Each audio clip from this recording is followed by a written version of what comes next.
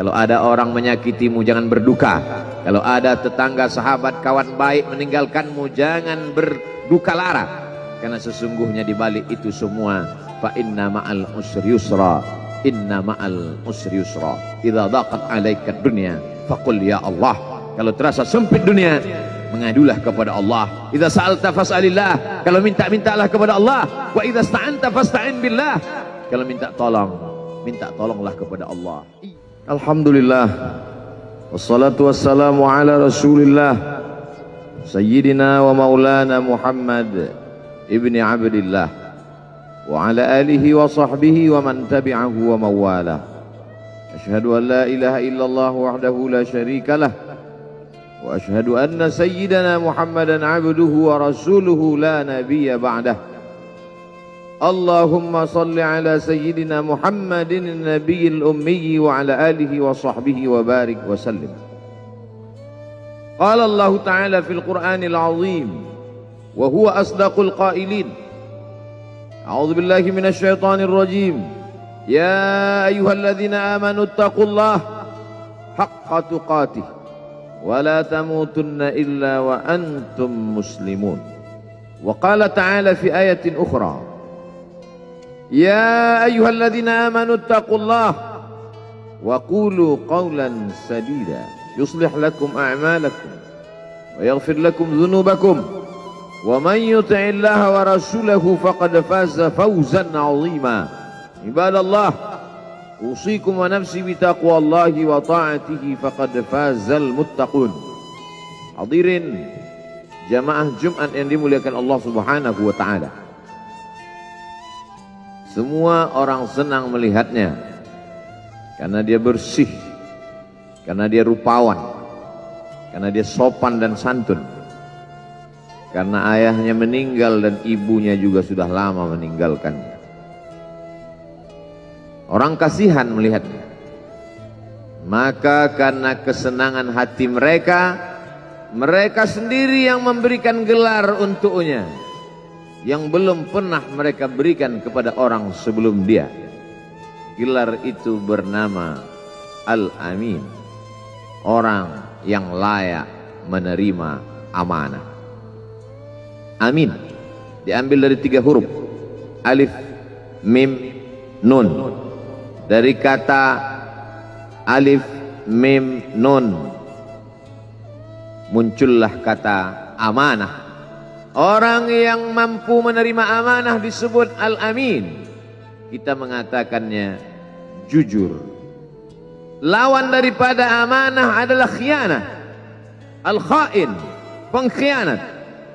Dia tidak berkhianat.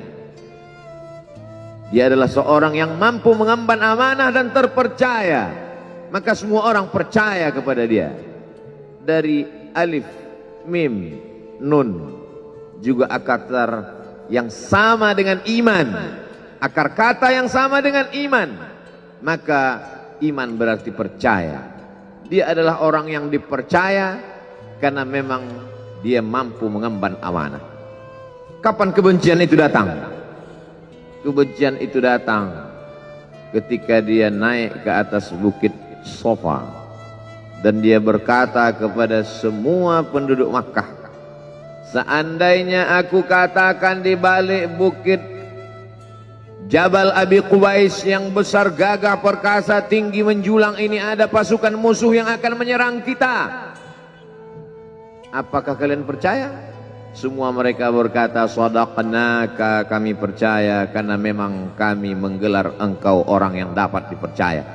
Seandainya aku katakan bahwa ada pasukan musuh yang akan meluluh lantakkan, menghantam, membunuh kita, apakah kalian percaya? Mereka menjawab, shadaqnaka, kami percaya.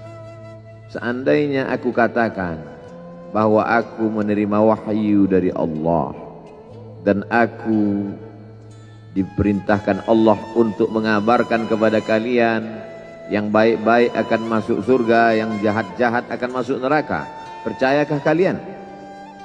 Disitulah perlawanan datang, bukan dari orang lain, bukan dari musuh, bukan dari lawan. Perlawanan itu datang dari saudara kandung, dari ayah kandung yang masih ada hubungan darah. tabban laka ya Muhammad alihadza jama'tana, celakalah engkau Muhammad, apakah hanya untuk ini saja kau kumpulkan kami hari ini? Allah membelanya, langsung Allah membelanya.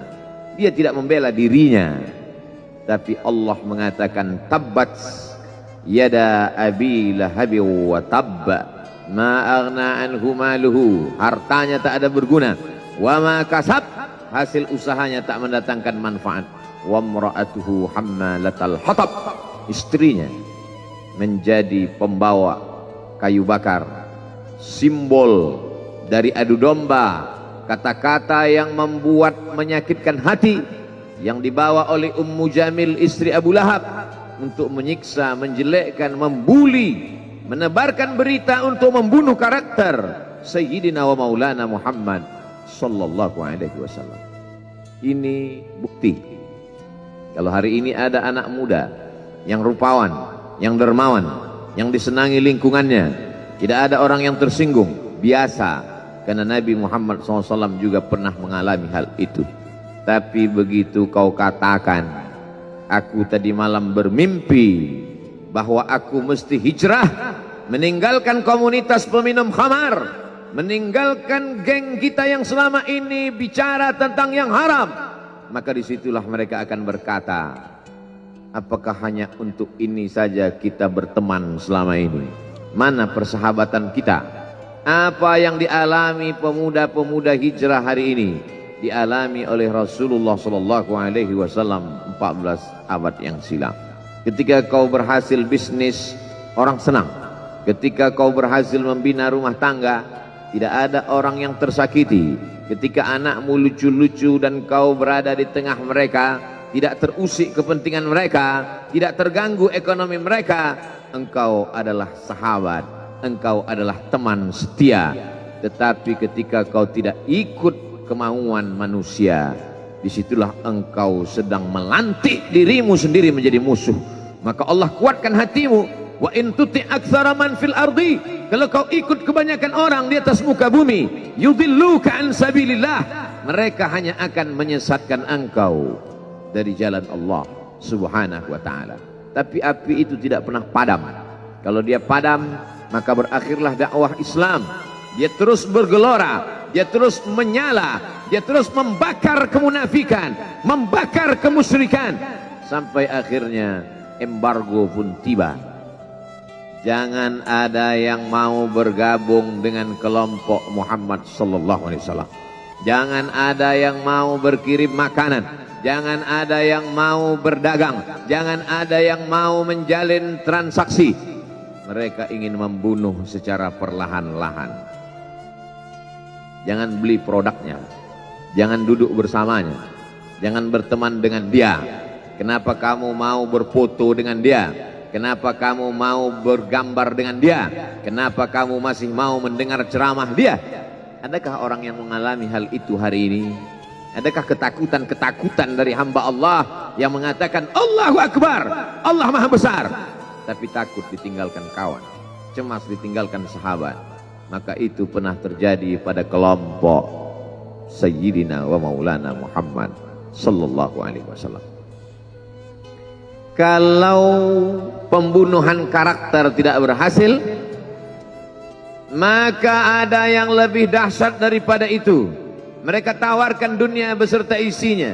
Wallahi, demi Allah wahai paman, demi Allah wahai Abu Talib, law wada'u syamsa fi yamini wal qamara fi yasari, andai mereka letakkan matahari di tangan kananku, bulan di tangan kiriku, ala atruka hadzal amr, supaya aku tinggalkan dakwah ini, aku tidak akan meninggalkannya.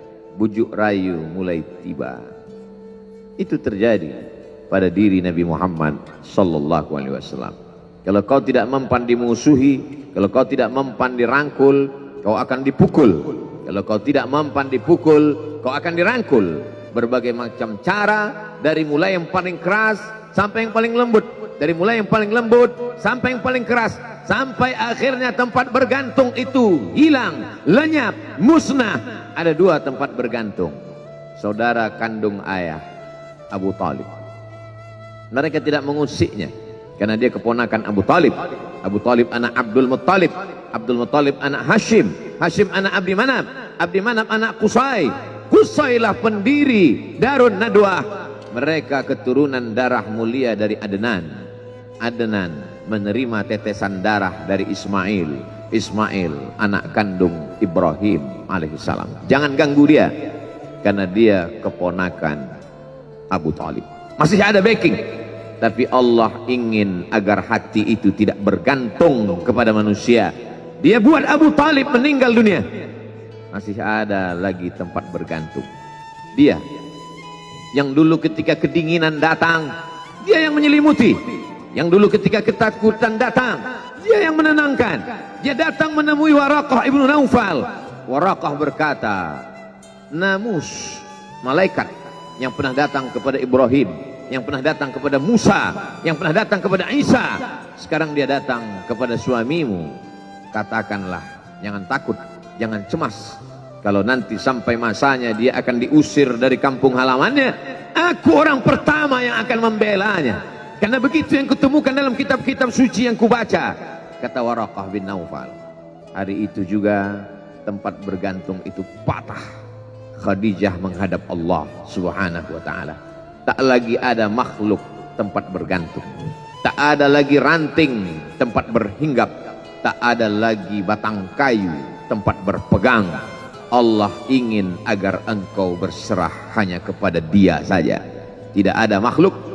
Bersandar kepada makhluk akan kecewa, bersandar pada kayu yang rindang akan tumbang, bersandar kepada benda akan binasa, bersandar kepada sahabat akan berubah menjadi musuh. Bersandarlah kepada Dia, Hayyun Maha Hidup, la yamut, Dia tak pernah mati. Bersandarlah kepada Dia, Al-Aziz yang Maha Perkasa, Al-Jabbar yang Maha Berkuasa. Itu yang diinginkan Allah dari sosok Sayyidina wa Maulana Muhammad sallallahu alaihi wasallam. Dia pergi, sengaja dia pergi berjalan kaki, karena kalau dia pergi menunggang unta, mereka sudah mengintai. Dia pasti lari, dia akan pergi ke tempat yang jauh. Sengaja dia pergi berjalan kaki. Lalu kemudian dia pun sampai ke suatu tempat. Dia berharap mereka adalah orang-orang yang lembut akan yang menerimanya. Tapi dia tidak diterima dengan tala'al badru alaina. Dia tidak diterima sebagai ahlan wasahlan. Ahlan, keluarga, kau datang kami sambut sebagai keluarga. Sahlan, mudah, kau datang urusanmu mudah. Ahlan wasahlan. Tapi dia tidak dianggap sebagai keluarga, dia tidak dianggap sebagai sahlan, dia dianggap sebagai musuh.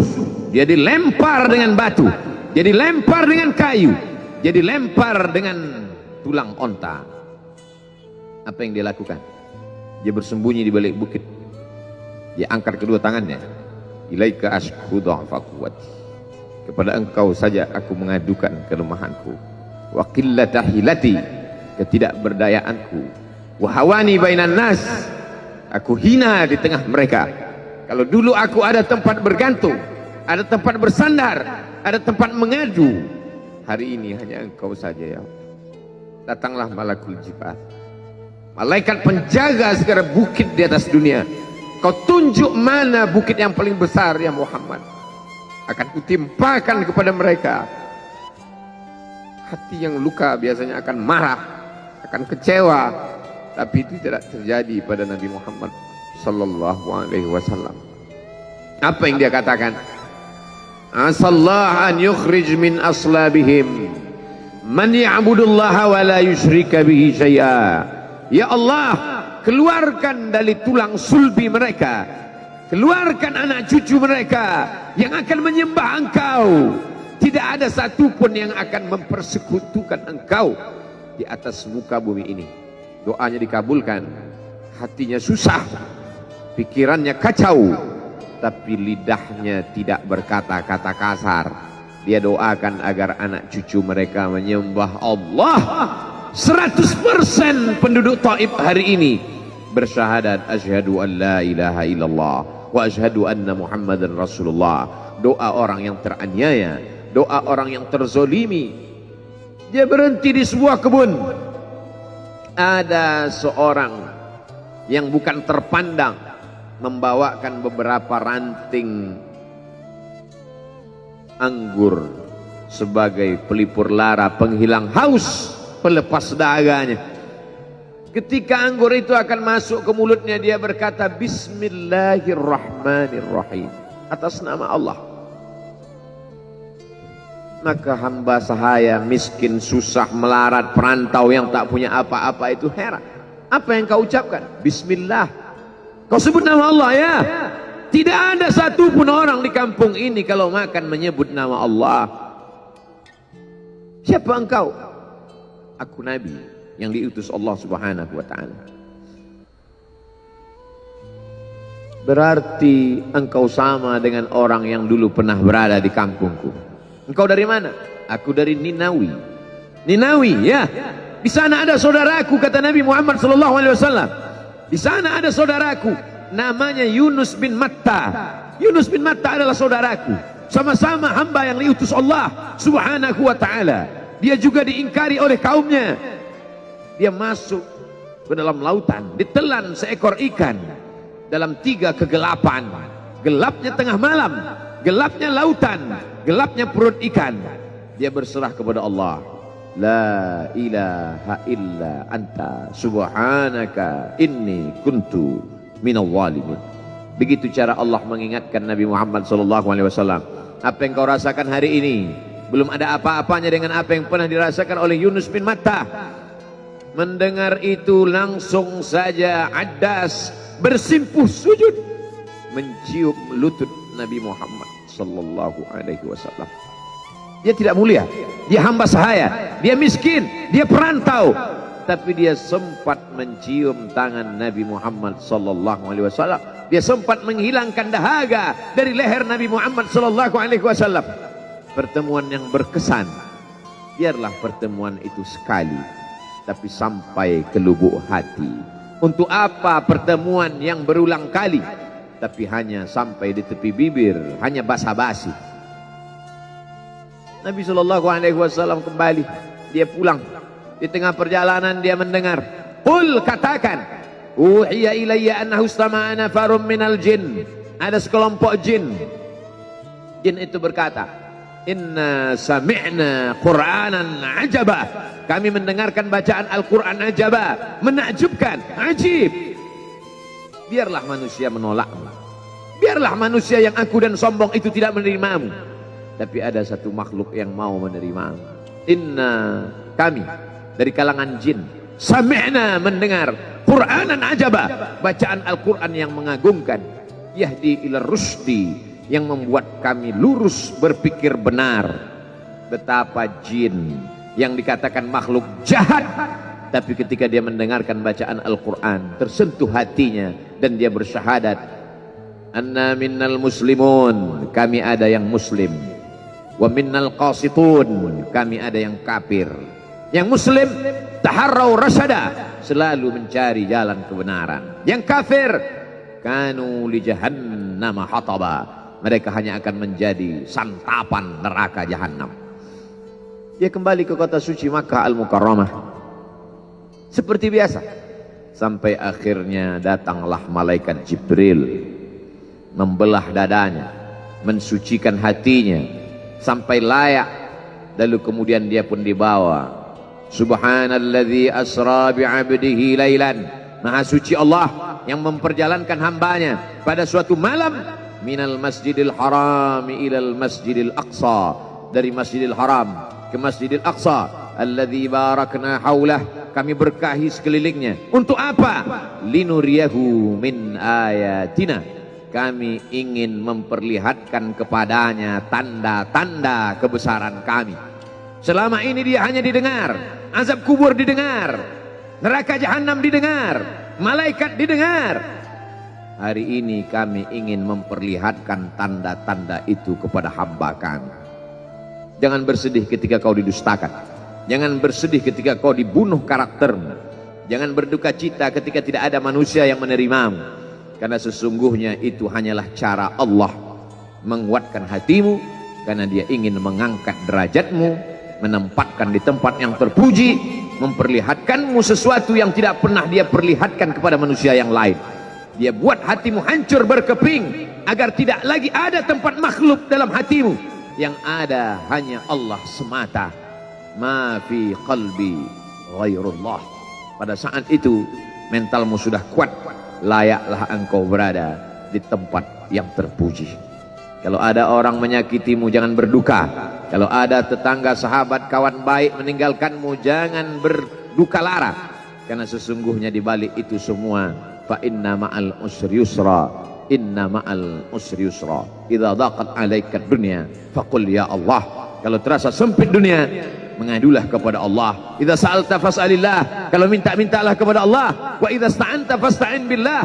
Kalau minta tolong, minta tolonglah kepada Allah. Iyyaka na'budu wa iyyaka nasta'in. Kepada Engkau kami menyembah, kepada Engkau kami beribadah, kepada Engkau kami bersimpuh sujud, kepada Engkau juga kami meminta pertolongan. Barakallahu li wa lakum fil Qur'anil azim wa nafa'ani wa iyyakum bima fihi minal ayati wadh-dhikril hakim wa taqabbala minni wa minkum tilawatahu innahu huwal ghafurur rahim.